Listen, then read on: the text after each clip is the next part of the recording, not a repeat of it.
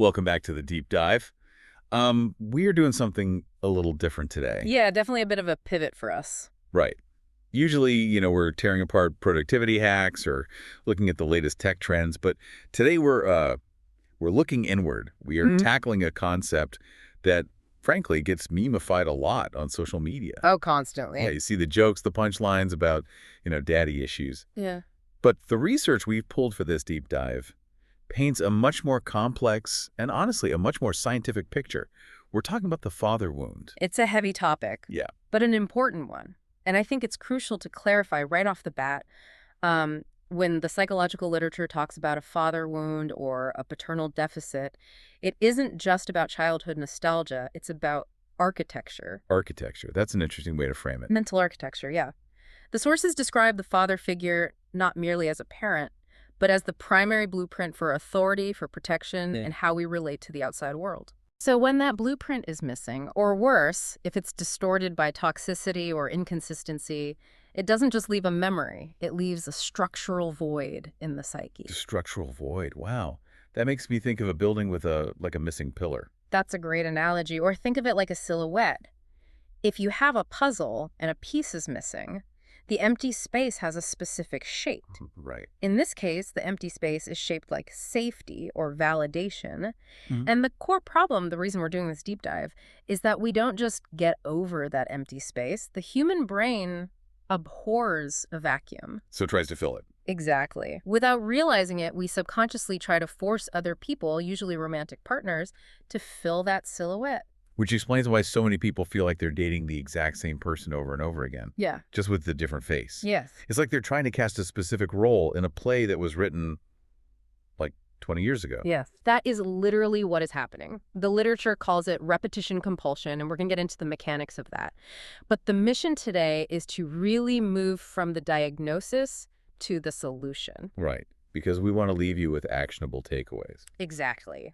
We need to unpack how this unhealed wound sabotages relationships, how to spot the difference between true chemistry and a trauma response, and then the tactical part, how to actually reparent yourself before and while you are dating. I want to start with a diagnosis because I think a lot of listeners might be thinking, well, my dad was around, he just worked a lot. Or, he wasn't abusive, he was just quiet. Right. They might not think it applies to them. Exactly. Mm. But the research suggests the symptoms in adulthood are much more subtle than just, hating your dad. It's surprisingly nuanced. You don't need a chaotic, explosive childhood to have this wound. You just need an emotional disconnect. One of the most common and really surprising symptoms the sources highlight is something called the performance cycle. This one hit home for me reading through the notes. This isn't just about being ambitious, is it? No, it's deeper than ambition.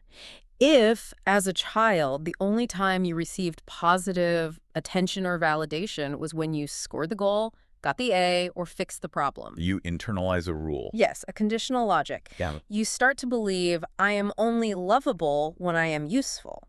So in adulthood, this looks like the person who just can't relax. The person who feels guilty if they take a nap on a Sunday afternoon. It looks like the workaholic, sure. But in relationships, it manifests as the person who feels they have to earn their place. They overgive, they fix everything for their partner, they feel like if they stop performing, the partner's going to lose interest. They don't believe they have inherent worth, only market value based on what they provide. That is exhausting just to think about. It's like you're constantly interviewing for your own relationship. It really is. And I know that ties into the authority issues mentioned in the data, too. It does.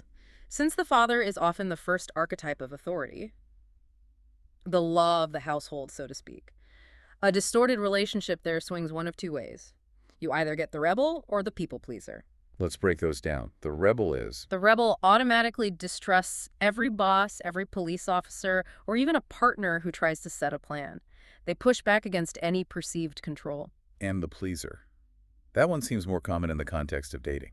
That fond response where you just want to keep the peace. It's a safety mechanism. If I make you happy, if I anticipate your needs before you even voice them, then you won't yell at me. You won't leave. It's trying to control the environment by being the absolute path of least resistance. Man.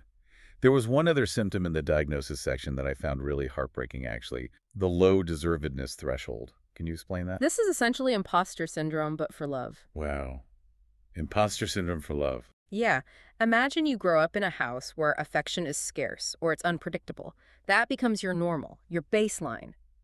If you then meet a partner who is consistently kind, who calls when they say they will, who treats you with basic respect, Your nervous system rejects it. because it feels suspicious, you're waiting for the other shoe to drop, you think, there must be a catch. Nobody is this nice without wanting something in return. So, ironically, healthy love triggers anxiety, while toxic love feels comfortable because it's familiar.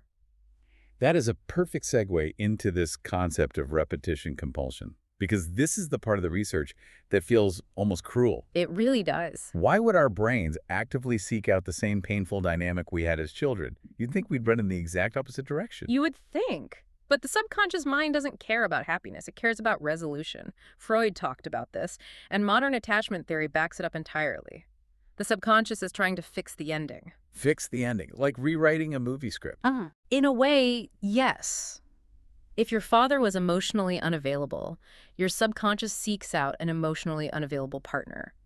Not to suffer, but with the secret hope that this time you can make them open up. Oh, I see. This time you'll be good enough or smart enough or attractive enough to change them. The redemption arc. Exactly, but it's a trap.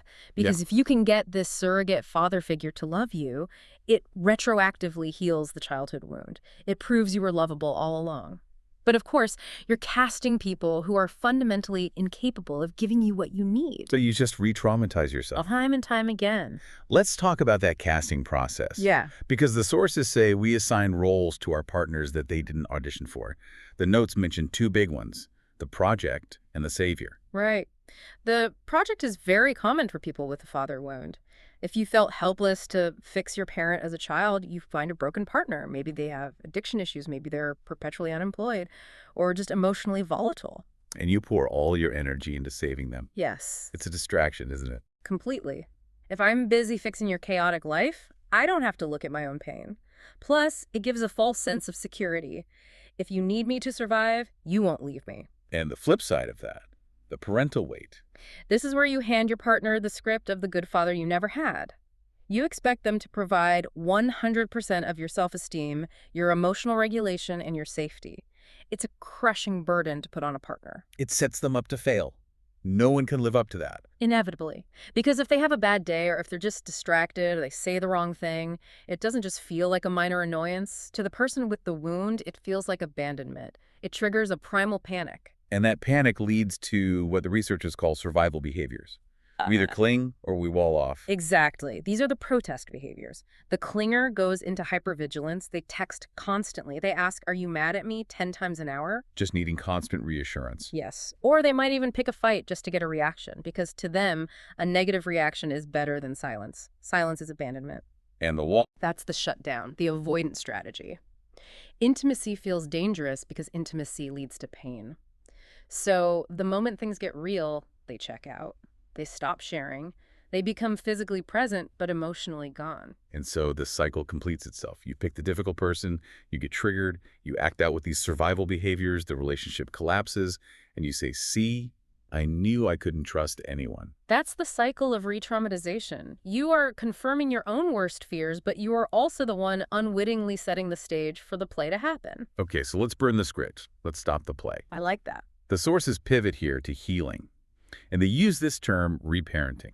I'll be honest, that sounds a little abstract, maybe a little woo-woo to some people. What does reparenting actually mean in practice? It starts with a cognitive shift, depersonalizing the trauma. As children, we are inherently egocentric. We think the entire world revolves around us. So if dad leaves or if dad is mean, the child thinks, I must be bad. We internalize the blame. We do.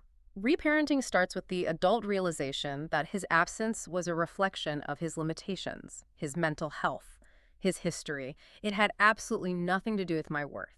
You have to intellectually separate his failure from your value.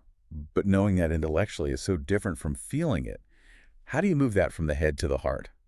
That's where the active reparenting comes in. It's all about the internal dialogue. Most of us walk around with a critical inner voice that sounds suspiciously like our parents. You're lazy, you messed up again, stop being so sensitive. Right. Reparenting is actively intervening in that monologue. So you literally talk to yourself. You do. You become the nurturing adult you didn't have. When you make a mistake, instead of berating yourself, you say, It's okay. You're human. We can fix this. It feels silly at first, but you are literally rewiring neural pathways. You are building a new groove in the record. The notes mention that when you start doing this work, when you start treating yourself better, your taste in partners actually changes. It does. But it's not always a pleasant change initially. They talk about recalibrating the radar. This is the hardest hurdle for people. I cannot stress this enough. If your nervous system is wired for high-stakes drama and the chase, healthy love is going to feel boring. Boring. That's a scary word in dating. We're taught to look for the spark, the butterflies. We watch rom-coms where people are chasing each other through airports. And the research suggests that those butterflies are very often just anxiety. Wow. It's your body's fight or flight response, recognizing a threat or a challenge. We have to completely redefine chemistry. Real sustainable chemistry isn't anxiety, it's safety. It's the feeling of being able to exhale. Being able to exhale, that's a really distinctive feeling. So let's get tactical for you listening right now. You're out in the dating world. You're trying to avoid the spark of anxiety and find the exhale. What are the rules of engagement? The sources are unanimous on the #1 green flag: reliability, the say-do ratio. Say-do ratio. It sounds like a metric for a mechanical engineer, but I love it for dating. It's just as precise. Look at the data points. If they say they will call at 8, do they call at 8? If they say they want to see you, do they actually make a plan? Right. Actions matching words. Exactly. For someone with a father wound, unpredictability is the ultimate trigger. You need a partner whose behavior is a steady line, not a roller coaster. And to test that reliability, the guide suggests the 90-day rule. This is crucial. Psychologists often say that anyone can wear a mask for a few weeks. It's really easy to be charming and attentive for 3 or 4 dates, but maintaining a facade for 90 days is exhausting. The mask almost always slips around the 3-month mark. So the advice is don't fall in love before the mask slips. The advice is data collection. Treat those first 90 days as an observational period. You aren't deciding if you want to marry them, you are simply observing how they handle stress. Like, how do they treat a waiter who gets the order wrong? Yes. What happens when they are tired? What happens when you say no to something small? You need to see the character, not just the charisma. That requires so much patience. And speaking of patience, there's this concept of sips, not gulps, regarding vulnerability. Yes. There is a huge tendency, especially if we are desperate to be seen and understood, to do something called floodlighting. Floodlighting. That sounds intense. It is. It's dumping your entire traumatic history on the very first or second date. It's a test. You're subconsciously saying, here is all my baggage, run away now if you're going to run. It's a preemptive strike. Exactly. But it overwhelms the other person, and it's actually really unsafe for you. You are being profoundly vulnerable with someone who hasn't earned the right to hear your story yet. So how should we do it? Healthy intimacy is built in sips. You share a small piece. If they handle it with care and empathy, you share a little more down the road. You don't pour the whole bucket out until you know they have safe hands. I suppose that connects to the speed of the relationship in general. We've all seen love bombing, the flowers, the constant texts, the soulmate talk in week 2. That is the firework dynamic. It's bright, it's loud, and it burns out instantly. You want the tree. Trees grow slowly.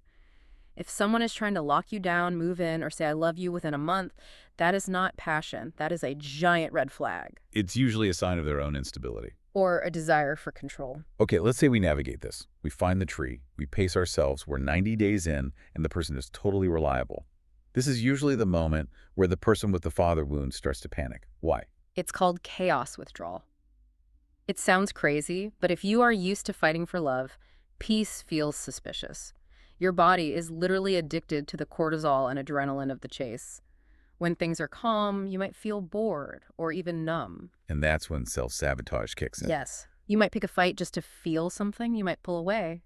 Gay Hendricks calls this the upper limit problem. We all have an internal thermostat setting for how much happiness we think we actually deserve. Oh, that's fascinating. So when we exceed it, we subconsciously do something to bring the temperature back down to our familiar zone of struggle. That is such a critical concept, that we manufacture drama because peace feels foreign. But how do you tell the difference between this self-sabotage anxiety and actual intuition? Maybe the relationship really is wrong. This is the million-dollar question. And the sources offer a really helpful distinction here. Look at the speed and the volume of the feeling. Trauma fear is loud, it's fast, and it's frantic. It screams, do something right now. Text them, leave them, fix it. It feels like a siren. Exactly. And intuition. Intuition is quiet, it's slow. It's a steady, persistent knowing. It doesn't panic, it just informs. If you feel a frantic urgency, that's almost always your wound talking. So if we feel that frantic urgency, what do? We obviously shouldn't act on it. Never speak or act while you are in fight or flight. Your prefrontal cortex, the logical part of your brain, is literally offline. You need the soothe, then speak technique. Which means? Go for a walk, splash cold water on your face, do some box breathing, regulate your physical body first. Only when your heart rate is down do you address the issue. And when we do address it, we need boundaries. I love the scripts and the notes because they are so simple and they don't sound defensive at all. They focus on I statements. Instead of saying you're moving too fast, which is accusatory, you say, I'm really enjoying this, but I'm a slow and steady kind of person, or I need my downtime to stay balanced. It's a test, isn't it? Seeing how they react to the boundary. It's the ultimate test. If they respect the boundary, that is a massive green flag. If they pout, push back, or make you feel guilty for having needs, that is your data. That's the sign that they cannot respect your autonomy. Before we wrap up, I want to touch on one last dynamic. Once you're actually in the relationship, there's a real temptation to make your partner your therapist, especially if they're that safe person we've been looking for. It's a recipe for burnout. The sources strongly suggest the 80-20 rule. A relationship is for building a life, not just analyzing it. 80% of your time should be spent enjoying the present, having fun, building memories together. Only 20% max should be spent processing heavy past trauma. Your partner is your teammate, not your doctor. Precisely. And when you do share, use insight-based sharing. Don't just vent the raw, unprocessed pain at them.